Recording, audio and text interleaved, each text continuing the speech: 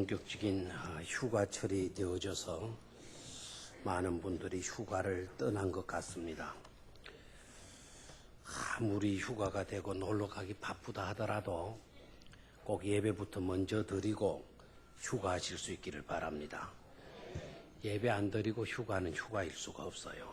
그래서 항상 저와 여러분들은 예배를 중히 여기고 하나님 안에서 진정한 안식을 누릴 수 있기를 바랍니다. 오늘도 거룩하고 복된 날 하나님께서 하늘 문 여시고 신령한 은혜와 복을 저와 여러분들 삶 가운데 충만히 허락하여 주실 줄로 믿습니다. 벨기에의 극작가이기도 하고 시인이기도 한 데테르랑이라고 하는 분이 이런 이야기를 했습니다. 인생을 한 권의 책으로 비유하면서 인간은 한 권의 책을 써 내려가는 작가와 같다. 우리 모두가 다 작가라는 겁니다. 그리고 그 책의 특징은 한 번밖에는 쓸 수 없다는 것과 그리고 그 누구도 남이 대신해서 써줄 수 없는 것이라고 했습니다. 여러분 어떻습니까? 한 번밖에 쓸 수가 없고 그 누구도 대신 써줄 수 없는 책이라면 여러분의 소중한 인생은 지금 어떻게 쓰여 내려가고 있습니까? 한번 옆에 있는 분들에게 한번 질문해 보시기를 바랍니다. 책은 다 잘 쓰여지고 있습니까? 그렇게 한번 물어주십시오.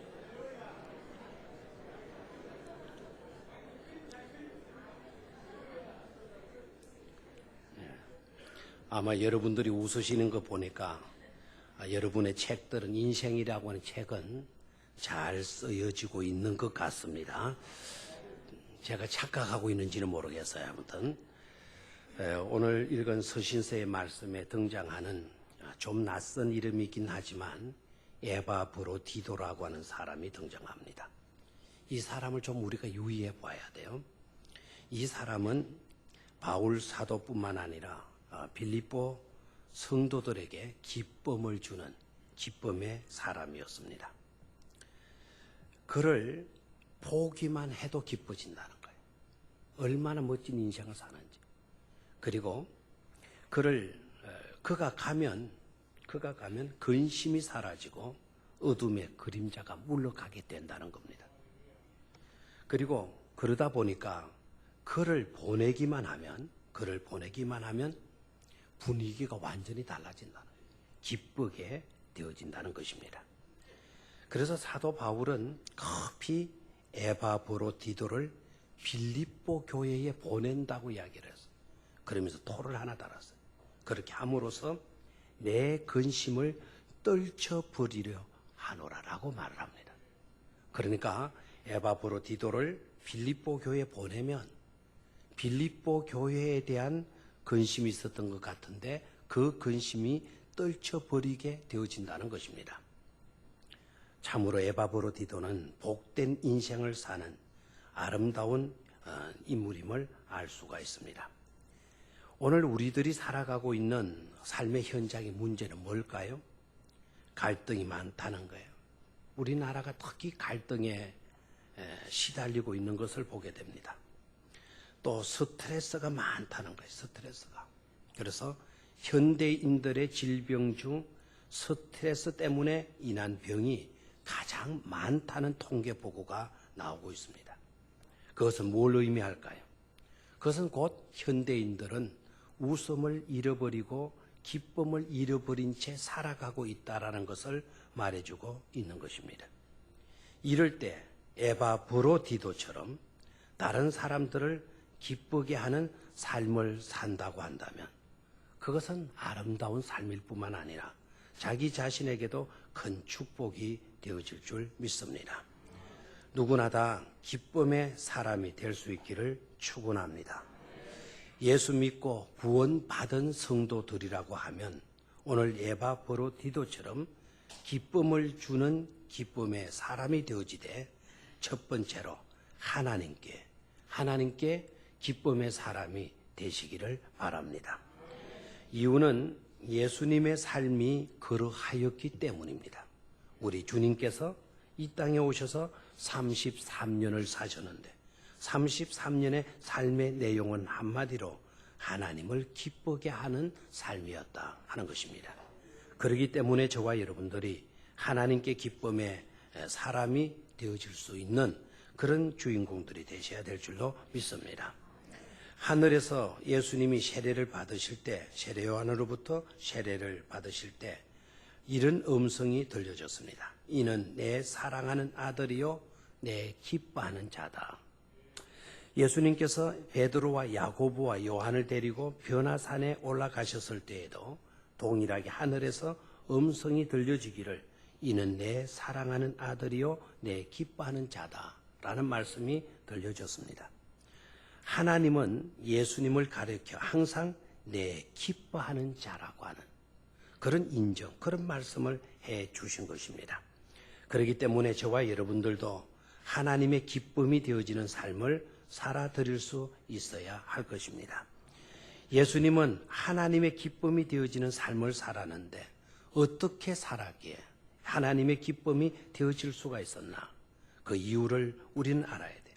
어떻게 살았는지의 삶의 방법을 우리가 인지하는 것 중요합니다. 예수님의 삶을 우리가 들여다보면 전적으로 예수님은 죄악된 세상에 빠져버린 죄인된 저와 여러분들을 구원하시고자 하시는 하나님의 뜻에 순종하신 일로 하나님의 기쁨이 되어진 것입니다. 죄인들을 사랑하시고 십자가를 지기까지 하나님의 뜻에 순복하고 있는 아들 예수 그리스도의 모습, 그 모습을 보시고 하나님은 굉장히 기뻐하신 것입니다. 또한 오늘 구약의 말씀 읽었는데 구약의 말씀 가운데 나타나는 백성들, 이 유대 백성들, 이 백성들은 레너먼트라 해가지고 남은 자들이라고 하는 의미를 갖고 있습니다. 이 남은 자들을 우리는 유의해 보아야 합니다. 서바냐 선지자가 유대인 백성 가운데 남은 자들, 그 남은 자들을 향하여서 너의 하나님 여호와가 너의 가운데 계시니 그는 구원을 베푸실 전능자이시라.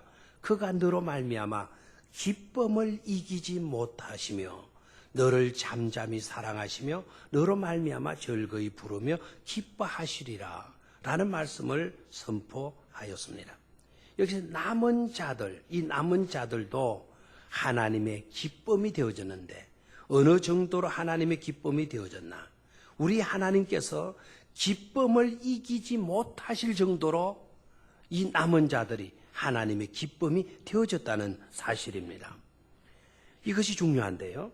자, 그러면 이 남은 자들이 어떤 자들이냐? 그리고 이들은 왜 이들을 보시면서 하나님은 기쁨을 이기지 못하실 정도로까지 되셨는가?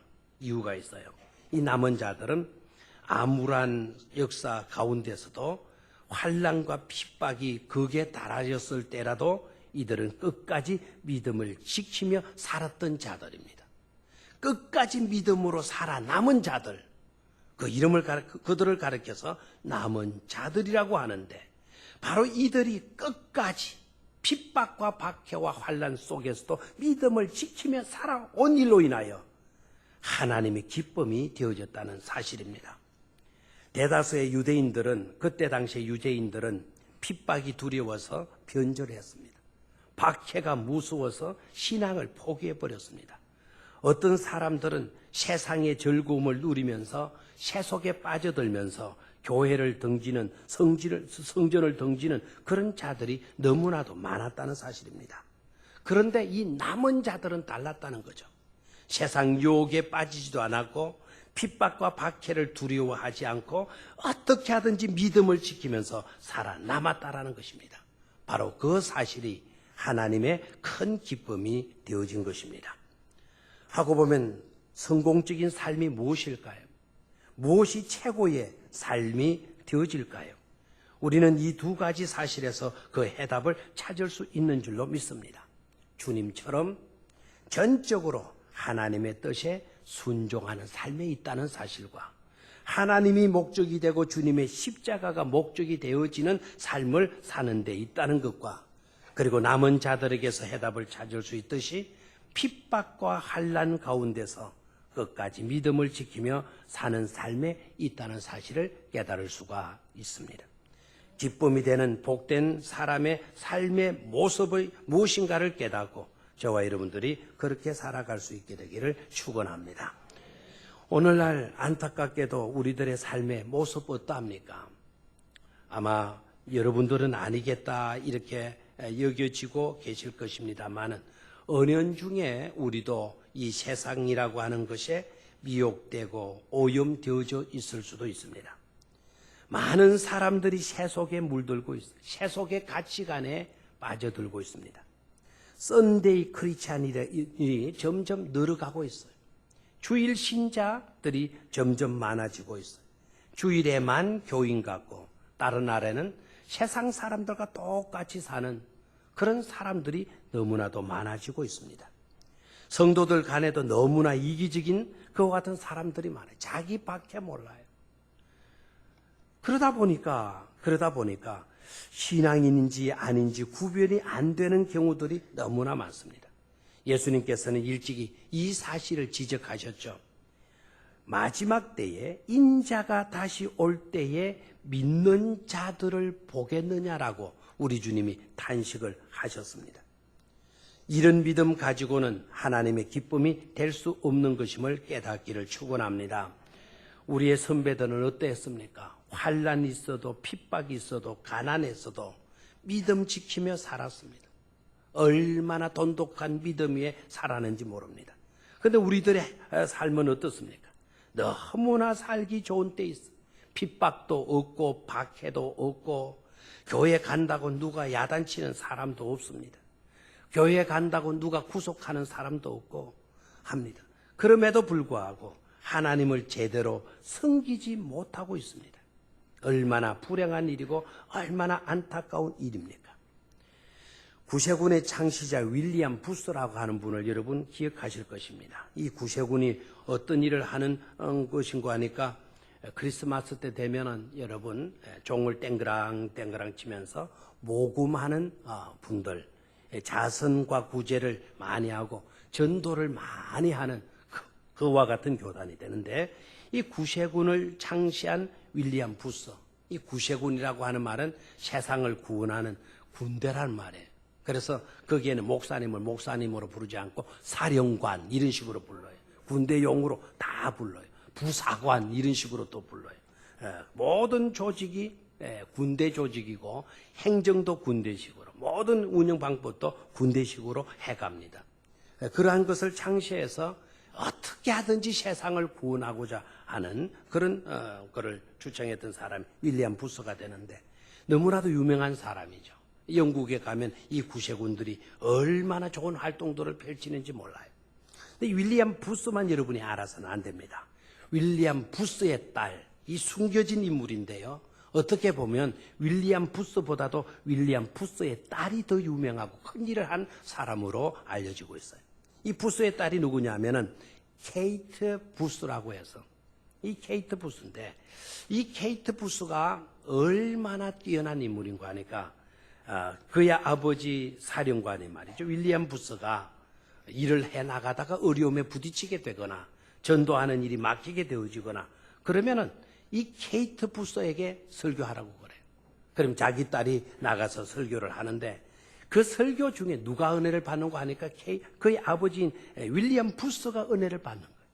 그리고 군중들이 막 은혜를 받는 거예요. 윌리엄 부스의 설교를 들으려고 하는 사람보다 그의 딸의 설교를 들으려고 하는 사람들이 더 많아졌다는 사실이에요. 얼마나 이 케이트 부스가 유명한 설득력이 있고 귀한 복음을 전가하는데 사람들이 감동을 받고 달라지게 되는 거죠. 그런데 이 케이트 부스가 그와 같은 아버지 이상의 인물이 되어질 수 있었던 것은 그의 어머니 때문에 그래요. 그의 어머니가 4살 때부터, 어릴 때부터 항상 이 케이트 부스에게 들려주는 말이 있었다는 거죠. 그 이야기는, 케이트, 너는 너 자신을 위해 이 세상에 있는 게 아니란다. 하나님과 다른 이들을 위하여 있는 거란다. 이 세상이 너를 기다리고 있단다. 너는 해피맨이 되어야 해. 너는 해피맨이 되어야 해. 너는 행복하고 너는 기쁨의 사람이 되어야 해. 항상 이런 말을 들려줬다. 4살 아이에게 잠자리에서 들려주는 말치고는 너무 거창하지 않습니까? 너무 어려운 말, 아직도 이해되지 못한 그런 말 아니겠습니까? 그런데 이 케이트가 7살이 되어졌을 때 학교에서 초등학교 1학년 정도 되겠죠? 7살이 되어졌을 때 담임 선생님과 학생들이 있는데 일어나서 자기의 소감들을 이야기하려고 할 때 이 케이트가 뻘떡 일어나더니 이렇게 말을 하더라는 겁니다. 우리 엄마가 그러는데 세계가 날 기다리고 있대. 나는 해피맨이 되어야 한댔어요. 그래서 나는 해피맨이 될 거예요. 이런 이야기를 하더라는 것입니다. 나를 위해서 사는 것이 아니라 그분을 위해서, 그들을 위해서 사는 게 내 인생이란다라고 하는 이런 말을 이 케이트가 늘 하고 다녔다는 것이죠. 어떻게 케이트가 그렇게 되어질 수가 있었을까요? 물론 그의 신앙의 어머니 때문에 그런 것입니다. 이런 어머니가 그리운 것입니다. 오늘 우리들의 어머니는 어떠합니까? 다 나쁘지는 않아요. 다 좋아요. 그런데 방법이 문제예요. 내용이 문제입니다. 우리들의 어머니는 자식들에게 뭐라고 이야기합니까? 어릴 때부터 너는 1등 해라. 오로지 자네께나 1등만 해라. 지지 말라. 어떻게 하든지 남들보다 앞서가라. 올라서라라고만 가르칩니다. 서글픈 어머니가, 이와 같은 서글픈 어머니가 있다면 그런 서글픈 어머니가 하루속히 좀 사라졌으면 좋을 것 같습니다. 1등이라 해서 나빠진 건 아니에요. 1등이라 해서 자녀들의 능력과 자녀들의 실력은 엄청나게 높아졌어요. 아는 것 많아요. 똑똑해요. 능력도 뛰어나고 실력도 뛰어납니다. 그런데 문제가 있습니다. 능력과 실력은 뛰어난데 목적을 잃어버렸습니다. 삶의 의미에 대해서는 무지하고 있다라는 사실입니다. 그래서 젊은이들이 능력 있고 실력은 있는데 왜 타락하고 망해 갑니까? 왜 서로 상처를 주고받고 싸우고 합니까? 왜 젊은이들이 갈 곳이 없어서 방황하고 있습니까? 그들을 부르는 곳은 돈밖에 더 있습니까? 쾌락밖에 더 있습니까? 사랑하는 성도 여러분, 하나님이 목적이 되고 예수 그리스도의 십자가의 삶이 목적이 되는 일로 하나님께 기쁨이 되는 에바 브라디도가 되고 남은 자가 되고 케이트 부스가 될 수 있게 되기를 주의 이름으로 축원합니다. 두 번째로 누구에게 기쁨의 사람이 되어야 하나? 교회와 성도들께입니다. 교회와 성도들께 기쁨이 되시기를 축원합니다. 오늘 읽었던 29절 말씀, 서신서 29절 말씀을 보니까 바울이 이렇게 이야기합니다. 너희가 주 안에서 모든 기쁨으로 그를 영접하고 또 그와 이와 같은 사람을 존귀 여기라고 권면을 했습니다.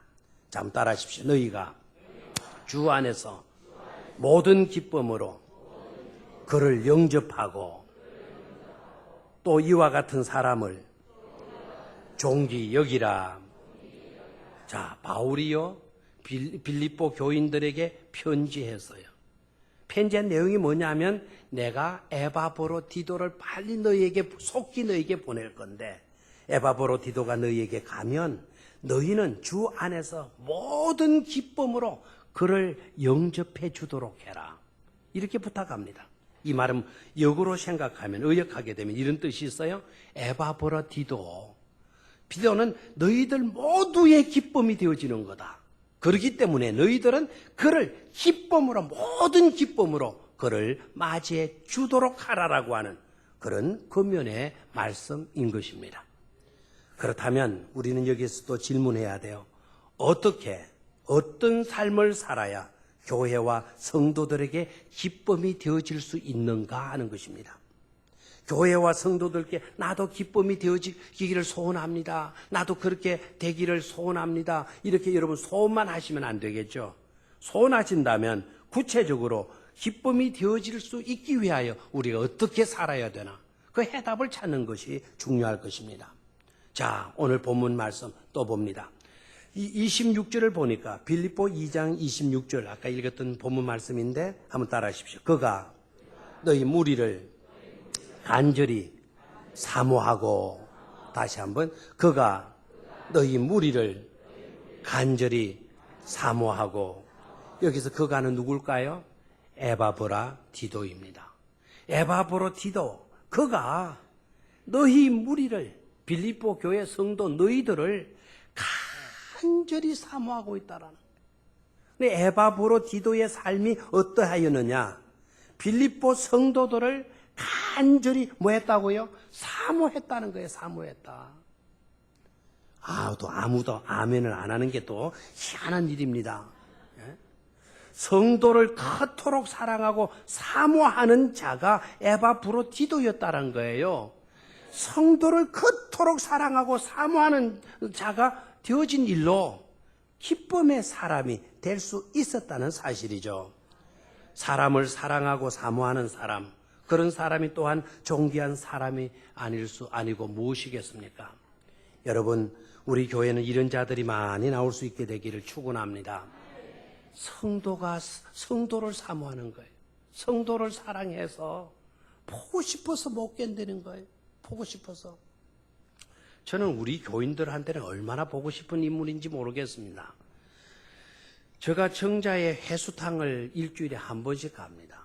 한 번씩 가는데 그 해수탕에서 일하는 남자 사장 둘이가 있어요. 어저께 제가 참 듣고 싶은 말을 들었어요. 한 분이 휴가를 간다는 것을 저한테 지난주에 이야기를 했어요. 어저께 말고 그 앞에 토요일 날 이야기를 했어요. 그래서 휴가 어디 갈 건데, 그러니까 뭐 딱 갈 데가 없다 그러면서 그러면 가지 말라고. 아니, 목욕탕에 와서 일하는 거 이게 휴가지 뭐냐고. 노상 물장구 목욕탕에서 치면 되고 뜨뜻한 물, 찬물, 거기에 또 바다 짠물도 다 있으니까 얼마나 그냥 굳이 휴가 가고 할 필요가 있겠냐고. 그래도 조금 쉬어야 안 되겠습니까? 그러면 갔다 오라고. 이제 어저께 이제 왔어요. 어디가 휴가 잘 갔다 왔냐고. 그래서 어땠느냐고. 그랬더니 이 친구 저를 저한테 아부하기 위해서 하는 말이겠지만, 나 진짜 노니까 일하기 싫습니다. 자꾸 놀고 싶은데 목사님이 보고 싶어서 다시 왔다라는 거예요. 얼마나 기분이 좋아요. 이 목욕탕만 아니면 바깥이면 제가 냉면도 하나 사주고 싶은 마음이 생겼어요. 여러분, 안 보면 보고 싶은 거 얼마나 여러분 성도를 사모합니까? 얼마나 사랑하고 안 보면 미칠 것 같습니까? 에바브라디도의 삶, 그토록 너희 무리를 간절히 사모했다라는 거예요. 그의 삶이 성도들을 그토록 사랑하고 사모하면서 사는 그와 같은 삶이었다는 것입니다. 그렇기 때문에 성도들에게 기쁨이 되고 바울에게도 기쁨이 되어지는 것입니다. 바울 자신은 어땠습니까? 바울의 고백에서도 보면 빌립보 4장 1절인데요. 오늘 여러분 찾지를 않았으니까 제가 읽어드릴게요. 빌립보 4장 1절 말씀을 보면, 나의 사랑하고 사모하는 형제들, 나의 기쁨이요 면류가 아닌 사랑하는 자들아, 이와 같이 주 안에 서라. 이렇게 설교하고 있어요. 나의 사랑하고 사모하는 형제들, 나의 기쁨이요 나의 면류가 아닌 사랑하는 자들아, 이와 같이 주 안에 서도록 하시오 라고 외치고 있는 거예요. 사도 바울도 하고 보면 성도들을 얼마나 사랑하고 사모했는지, 성도들을 일컬어서 너네들은 나의 기쁨이요 너네들은 나의 면류관이다라고 말하고 있습니다. 여러분, 바울처럼 이와 같이 성도들을 사모하고 사랑하고 정말 성도들이 나의 기쁨이라 말할 수 있고 바로 여러분들이 나의 면류관이라고 자랑할 수 있는 그런 삶을 사실 수 있게 되기를 축원합니다. 두 번째는요, 26절 보니까 자기 모든 것을 자기 병든 것을 너희가 들은 줄 알고 심히 근심한지라. 어떻게 성도들에게 기쁨이 되어질 수가 있나? 교회와 성도들에게 어떻게 기쁨이 되어질 수가 있나? 자, 에바브라디도 봐요. 자기가 병이 들었다는 겁니다. 그 병도 조그만 약한 시시한 그런 병이 죽을 병이 아주 중병에 걸렸다는 거죠. 죽을 병에 걸렸는데 이 죽을 병에 걸렸다라는 사실을 빌립보 교회 성도들이 들은 거예요. 그러니까 빌립보 교회 성도들이 에바브로디도는 기쁨의 사람인데 아니 그가 병들어서 어떻게 하나. 빌립보 교회 성도들이 근심하게 되어졌다는 겁니다. 빌립보 교회 성도들이 자기 때문에 근심하고 있다는 사실을 에바브로디도가 알고 그걸 또한 걱정하는 거예요. 나 때문에 성도들이 근심에 빠지다니.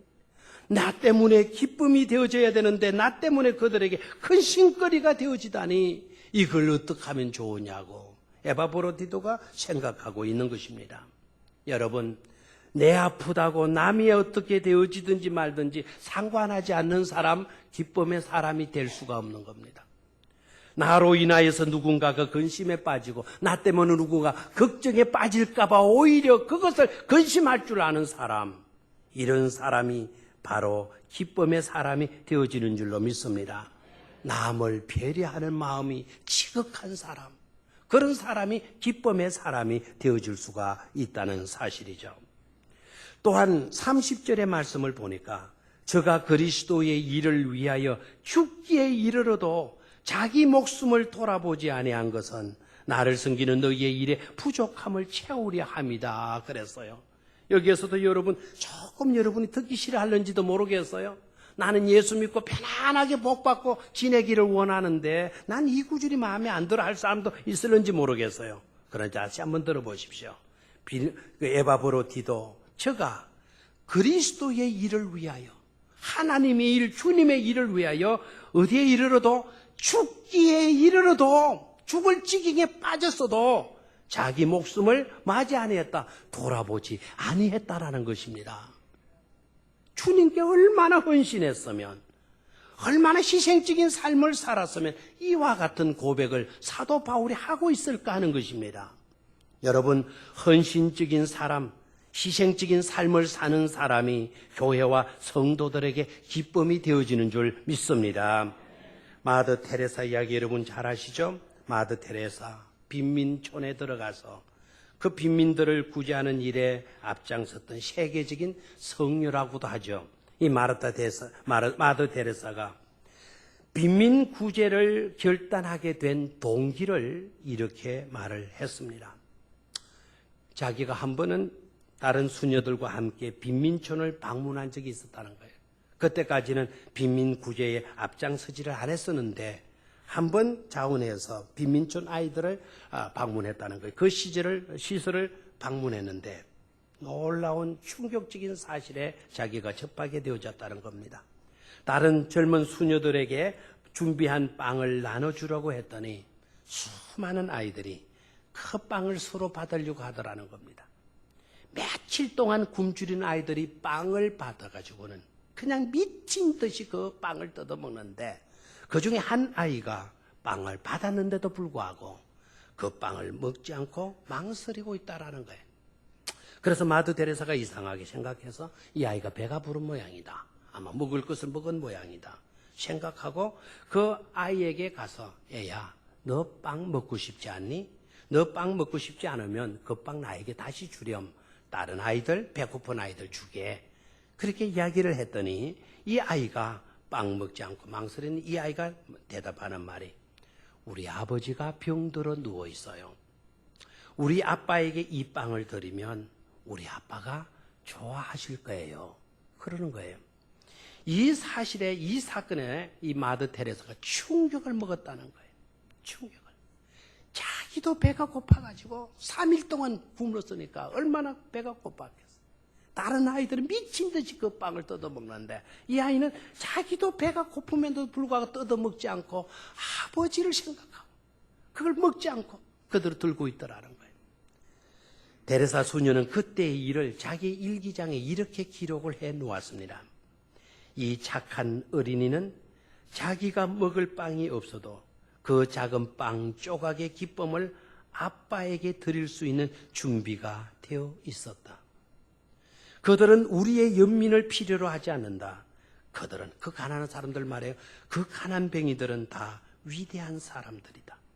그 가난뱅이들은 우리가 사랑할 수 있는 가치가 있는 너무나도 소중한 사람들이다. 라는 일기를 써 놓았습니다. 여러분, 배려하는 삶이, 배려할 줄 아는 그런 마음을 갖는 삶이 기쁨의 삶이 되어진다는 것을 깨닫기를 축원합니다. 세 번째로, 우리는 어디에서 기쁨에서 사람이 되어야 하나? 지금까지는 누구께라고 하는 질문을 던졌어요. 이제는 어디에서 기쁨의 사람이 되어야 하나? 다 같이 따라하십시오. 지금 우리들의 삶의 현장에서, here and now입니다. 지금 여기에서 나는 그때 가면 어디에서나 하게, 그렇게 살게요. 그렇게 대답하면 안 된다는 거예요. 지금 우리들의 삶의 현장에서 기쁨의 사람이 되라는 말씀입니다. 우리들의 오늘의 문제는 바로 뭘까요? 기독 신앙인의 수가 몇 명이냐에 있을까요? 물론 우리 기독 신앙인의 수가 많으면 좋을 겁니다. 우리 교회도 10,000명이 되고 10만 명이 되어지면 참 좋을 줄로 믿습니다. 그런데 실제적으로 우리들의 문제는 크리스찬의 수가 몇 명이냐에 있는 것이 아니고 신앙 따로 삶의 현장 따로에 있는 것임을 깨달아야 합니다. 신앙인들의 신앙 방법은 신앙 따로 삶의 현장 따로가 되어지면 의미가 없는 것입니다. 기독교는 여러분이 잘 아시다시피 박스 안의 종교가 아니지 않습니까? 기독교는 이상을 추구하는 이상적인 이론에 그치는 그와 같은 기독교가 아니지 않습니까? 삶의 현장 속의 종교입니다. 그렇기 때문에 우리 기독인들은 어디를 가든 무엇을 하든 사람들에게 기쁨을 주고 하나님께 기쁨을 안겨드리는 그런 존재가 되어야 하는 것입니다. 성도들의 사명이 뭘까요? 성도들의 사명은 예수 믿고 구원받았으면 구성도라고 일컬음을 받게 되어지는데 구원받은 사람들에게 주어지는 그 사명이 뭘까요? 우리가 받은 이 기쁜 복음의 소식을 남들에게 전하는 것 우리의 사명입니다. 뿐만 아니라 또 하나 우리에게 주어지는 놀라운 사명이 있는데 그것은 바로 뭐입니까? 구원받았으니 하나님의 자녀로 인침을 받고 하늘나라의 시민권이 되어졌으니 저와 여러분들이 기쁨으로 살아드려야 하는 사명이 우리에게 있는 것임을 깨달아야 할 것입니다. 저와 여러분들이 기쁨으로 사는 것이 왜 그토록 중요한 사명이 되어지는 것입니까? 낙심과 공고함 속에서 무기력하게 살아가는 사람들에게 부러움이 되어질 수 있기 때문에 그렇습니다. 그들에게도 기쁨을 선사해야 하는 사명이 우리들에게 있기 때문에 그렇습니다. 그렇기 때문에 저와 여러분들이 겸손히 하나님 앞에 엎드려서 기도하고 하나님의 은혜를 구해야 할 이유가 어디에 있는 겁니까? 그리고 기도해야 할 제목이 무엇이어야 하겠습니까? 하나님이여 어떻게 하든지 돈 많이 벌어서 부자로 살게 하여 주시옵소서. 그 기도에만 멈추어서는 안 되는 것입니다. 우리의 기도는 이와 같은 것으로 발전되어져야 될 줄로 믿습니다. 주여, 내가 사는 동안 누군가에게 근심이 아닌, 고통이 아닌 기쁨을 주는 자가 되게 하여 주시옵소서. 삶의 현장 속에서 저들의 부족과 저들의 필요를 채워줄 수 있는 그런 삶을 살게 하여 주시옵소서라고 기도해야 될 것입니다. 여러분, 수바이처 박사를 기억하시죠? 세계적인 성자라고 일컬어지지 않습니까?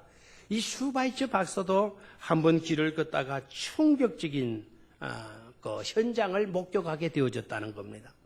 그 충격적인 현장의 모습은 어떠했는가 하니까 백인들이 흑인들을 잡아가지고 흑인을 괴롭히는 겁니다. 발가 벗겨놓고 돌멩이로 치고 창으로 그 나무 꼬쟁이로 갖다 때리고 개들도 짐승들도 그렇게 할 수 없는데 흑인들을 그렇게 잔혹하게 학대를 하는 것을 목격을 했다는 거예요. 그때 슈바이처가 자기가 백인으로 태어난 것을 그렇게 가슴 아파하면서 나는 앞으로 저 흑인들을 위해서 살아야겠다. 저렇게 학대받는 저 흑인들, 그 까만 니그로들, 그 니그로들을 향한 그와 같은 백인으로서 빚진 자가 되어서 저들을 위해서 내가 살아야 되겠다 결단을 하게 되어졌다는 겁니다. 그래서 의과대학을 다니면서 자기는 앞으로 의과대학을 졸업하고 의사가 되면 아프리카로 가서 굶주리고 기아에 휘둘리고 또 병들어서 죽어가는 흑인들을 구제하려고 하는 그런 결단을 한 거예요. 그런데 친구들이 만류를 하는 겁니다. 어떻게 너 같은 수재가 그런 아프리카 밀림 같은 그런 곳에 가서 그렇게 인생을 살아야 되는, 그거는 낭비다라고 이야기를 했다. 그거는 인재 낭비라는 것이에요. 그래서 친구들이 하나같이 가지 말라고. 그럼에도 불구하고 이 슈바이처는 그 결단이 단호했다는 겁니다. 그런데 다행인 사건이 일어났어요. 다행인 사건이. 슈바이처가 졸업대가 되어졌을 때 다른 여대생하고 사랑에 빠지게 된 거예요. 예쁜 여대생하고 사랑에 빠지게, 친구들이 좋아한 거예요. 뭐 친구들이 달리 좋아한 게 아니고 저렇게 이제 슈바이처가 연애에 빠지게 되어졌으니까 저렇게 예쁜 여자를 데리고 아프리카에 뛰어들지는 않을 거다. 그러니까 인물 중에 인물인데 자기 친구들이 봐도 슈바이처가 대단한 인물인데 그런 인물인 슈바이처가 저런 아가씨를 데리고 이제 아프리카로 가지 않을 거다. 이렇게 생각이 들어가지고 친구들이 더 기뻐했다는 거죠. 그런데 슈바이처도 그 문제 때문에 굉장히 고민하고 갈등하다가 결국 안 되겠다. 내가 아가씨와 같이 결혼해서 하지 못할 바에는 나는 홀로라도 하나님께 약속했던 그 약속을 지키리라. 그렇게 결단을 하고 그래도 사귀는 아가씨에게 청혼을 해보기로 했다는 거예요. 청혼을 했습니다. 나는 아프리카 사람들을 위하여 일생을 바쳐 섬기기로 결단을 했습니다. 하나님께 서약을 했습니다. 당신은 남은 생애를 나와 함께 아프리카 밀림 속에서 살아갈 생각은 없습니까? 라고 청혼을 한 거예요. 여러분, 그랬더니 슈바이처 박사의 여러분 부인이 누군 줄 알아요? 몰라도 돼요. 헬레네입니다. 헬레네가 그때 사귀던 여대생 아가씨인데 헬레네가 슈바이처 박사의 그와 같은 그 충격적인 청혼을 받고는 한참 있다가 헬레네가 이렇게 대답을 하는 겁니다. 나는 정식으로 간호원 훈련을 받은 사람입니다. 간호원인 내가 없이 어떻게 당신 혼자 그 일을 할 수 있겠습니까? 아멘. 안 하는 사람은 감을 못 잡은 거예요. 허락한다는 말입니까? 안 한다는 말입니까? 나는 간호원 훈련을 정식으로 받았어요. 내 도움 없이 어떻게 당신께서 혼자 아프리카에 가서 그 일을, 선교의 일을 할 수 있겠습니까? 여러분, 위대한 성자 슈바이처의 탄생은 이름도 없는 아내 헬레네가 30년 동안 그의 곁을 지켜주며 슈바이처의 부족한 점을 채워주었기 때문에 가능할 수 있었다는 사실을 깨닫기를 축원합니다. 에바브로 오늘 30절 말씀을 볼까요? 나를 섬기는 너희 일에 부족함을 채우려 함이니라 그랬어요. 한번 따라 하십시오. 나를 섬기는 너희의 일에 부족함을 채우려 함이니라. 아멘. 2장을 끝마치면서 사도 바울이 2장을 끝마치면서 하는 말이 뭡니까? 그가 그리스도의 일을 위하여 죽기에 이르러도 자기 목숨을 돌보지 아니한 것은 나를 섬기는 너희의 일에, 빌립보 교회 성도 너희들의 일에 부족함을 말합니다. 채우려 함이니라. 타인의 부족함을 채워주는 사람이 기쁨의 사람이 되는 것입니다. 에바브로 같은 타인에게 기쁨을 주는 성도, 교회와 성도들에게 기쁨을 주고 삶의 현장에서도 기쁨의 메신저로 사는 병영교회 성도가 되시기를 축원합니다. 또 한 이야기만 하고 말씀을 마치겠습니다. 로마 역사 가운데요, 313년을 잊어서는 안 됩니다. 로마 역사 가운데 AD 313년에 콘스탄틴 대제가 기독교를 로마의 종교로 공인을 했습니다. 그래서 기독교 교회 역사상 313년은 굉장히 중요한 그런 연도가 되어집니다. 여러분은 놀라지 않아야 하는데요. 로마가 어떤 나라입니까? 그토록 기독교를 핍박한 나라 아닙니까? 예수님 시대만 해도 얼마나 기독교를 핍박했습니까? 예수님의 제자들, 예수님이 세운 사도들이 활동했던 시대들은 어떠했습니까? 바울도 베드로도 로마 정부에 의해서 순교당하지 않았습니까? 수많은 주의 종들이 화형으로 칼에 잘려서 톱으로 베임받아져서 죽임을 당했던 그런 나라입니다. 기독교를 핍박하고 박해했던 그런 나라가 313년에 돌아와서는 기독교를 공인했다는 사실이에요. 콘스탄틴 대제가 어떻게 기독교를 국교로 공인할 수가 있었느냐 이거죠. 여러분, 대개 이렇게 말을 하면 이렇게 생각을 합니다. 기독교인의 수가 너무 많아져가지고 절대 다수가 기독교인이 되어졌기 때문에 그래서 공인했을 거다. 사람들은 이렇게 생각하기가 쉽습니다. 그러나 그것은 착각입니다.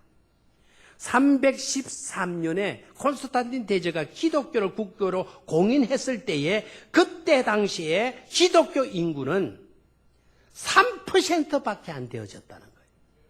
3%밖에 안 되어졌는데도 불구하고 콘스탄틴 대제가 기독교만이 진정한 종교라고 이렇게 공인할 수 있었던 것은 이유가 뭘까요? 한마디로 기독교의 사랑에 혹 빠진 줄로 믿습니다. 여러분, 사랑을 하면은 예뻐져요. 아무리 못생긴 호박꽃도 사랑을 하면 뭐하다고요? 예뻐져요. 사랑을 하면 눈이 멀어질 거예요. 콘스탄틴 대제가 기독교를 사랑하다 보니까 눈이 멀어지게 되어진 겁니다. 3%밖에 안 됐는데 이제까지 기독교를 끝도로 핍박하고 미워하고 싫어했는데도 불구하고 우리나라 종교는 기독교가 되어야 한다고 이렇게 선포할 수 있었던 것은 기독교의 사랑에 빠지지 않고서는 불가능한 일인 줄로 믿습니다. 그러면 어떻게 콘스탄틴 대제가 기독교를 사랑하게 만들었는가 이겁니다. 그것은 바로 3%의 기독교인들의 삶의 내용 때문이었다는 거예요. 박해와 고난 속에서도 이 기독교인들 보니까 늘 기뻐하거든요. 사자밥이 되어지는 가정에서도 찬송하며 미소 지으며 죽어가거든요. 세상 사람들과 다르다는 거예요. 그 속에서도 감사하고 그 속에도 미소 잊지 않고 그래서 처음에는 자기도 기독교인들은 미친 사람이다. 함불간 사람이다. 이렇게 조롱했지만 그런데 기독교인들의 삶을 살펴보고 또 살펴봤더니 기독교 안에 생명의 종교가 있었기 때문에 기독교 안에 구원이 있었기 때문에 크다라는 사실을 깨닫고 누구든지 기독교인이 되면 기뻐하고 행복해진다는 비밀을 깨닫고는 그래서 우리나라의 종교는 기독교가 되어야 된다고 이렇게 선포하게 되어진 줄로 믿습니다. 여러분, 우리가 해피맨으로 사는 게 얼마나 중요한 것인가를 깨달아야 돼요. 어려워도 핍박 가운데서도 감사하며 사는 게 얼마나 중요한 것인가를 깨달아야 돼요. 그렇게 사는 사람이 3%만 되어진다고 해도 우리나라도 국교가 기독교가 되어질 수 있는 줄로 믿습니다. 우리 울산 인구가 112만이라고 되어 있어요. 그런데 그 가운데 9%가 기독교이네요. 무려 3%의 3배입니다. 그럼에도 불구하고 아직도 성지화하자 그러면 다들 고개를 젓고 고개를 돌리고 맙니다. 9%의 기독교가 있는데도 불구하고. 무엇을 의미할까요? 우리들의 삶은 내용에 미치지 못하고 있다는 것이죠. 신앙 따로 삶 따로의 그 격리 현상 때문에 오늘 우리들에게는 그런 역사가 일어나지 않고 있다는 사실입니다. 오늘부터 저와 여러분들은 삶의 현장 속에서 해피맨, 기쁨의 삶을 살 수 있게 되기를 축원합니다. 에바보로 디도처럼 기쁨을 주는 해피맨, 하나님께 기쁨을 드리는 해피맨, 교회와 성도들에게 기쁨을 주는 해피맨, 내가 살아가는 삶의 현장에서 기쁨을 주는 해피맨, 힘들고 지친 낭망한 사람들에게 기쁨을 주는 해피맨, 그런 자가 축복된 것임을 깨닫고 저와 여러분들이 그와 같은 삶을 사실 수 있기를 다시 한번 주의 이름으로 축원합니다. 하나님 아버지, 우리로 하여금 하나님을 믿고 하나님의 은혜로 인하여 구원받아서 하늘 백성 되게 하여 주셨사오니 이제 이후로는 해피맨이 기쁨을 주는 기쁨의 사람이 되게 하여 주시옵소서. 주 예수님의 이름으로 기도드리옵나이다. 아멘.